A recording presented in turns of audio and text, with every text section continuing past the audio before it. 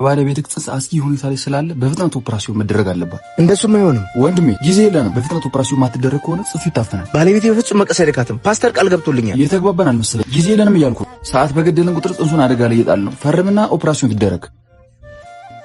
አባቲ ቆጣ አሬ እኔት ለባለቤት እንዲፈርም ንገሩ፣ ያለበለዚያ ሰርጀሪ ማድረግ አንቺ እንዴ? የምን ሰርጀሪ? ሆዴንማ መቀስ እንደማይነካው ፓስተር ቃል ገብቶልኛል አይደል እንዴ? አዎ የምስ መቀስማ በፍጹም አይነካሽም። ለፓስተር እየደወልኩ ነው። ዶክተር የሆነ ነገር ማድረግ አለብን። ጽንሱ እየታፈነ ነው። አሜን እግዚአብሔር ሰው አሜን። እጅን ጽንሱ ላይ አርግያለሁ እግዚአብሔር ሰው። ዛሬ እቺ ሴት በፍጹም መቀስ አይነካትም ይለኛል የአባቴ አምላክ። አሜን አሜን አሜን እግዚአብሔር ሰው አሜን። አረ ዶክተር ምን እየተፈጠረ ነው? እናንተ ሰዎች ታውቃችኋል? ምን ይሆናችሁ ነው? በልጃችሁ ነፍስ እኮ ነው ቁማር ያሰዛችሁት። አንተ ማነህ? ከፓስተሩ ትበልጣለህ። እኔም ህዝቡን በእውቀት እንዳገለግል ፈጣሪ ጥበቡን ሰጥቶኛል እና አምላክ ልጅ የምትቀበልበት መንገድ አዘጋጅቶልህ፣ አንተ ግን አምላክን በማይገባ መንገድ ትፈታተናለህ። አባቴ ዝም በለው፣ ፓስተር ብቻ የሚልህን ስማው። ሄሎ ይሰማል? ልጅ እንደምልክ እያረክ ነው? አዎ አዎ አዎ እግዚአብሔር ሰው እንደምትለኝ እያረኩ። ይሄ ከህክምናው ኤቲክስ ውጪ ነው። ሆስፒታሉ ስለሚያስጠይቅ በፍጥነት አስወጪ።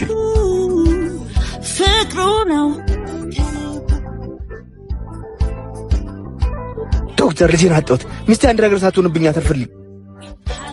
አረፍድክ። ለእኛ ፈጣሪ ነው ጥበብን የሰጠን። ትንሽ ቀደም ብትል ልጅን እናድን ነበር።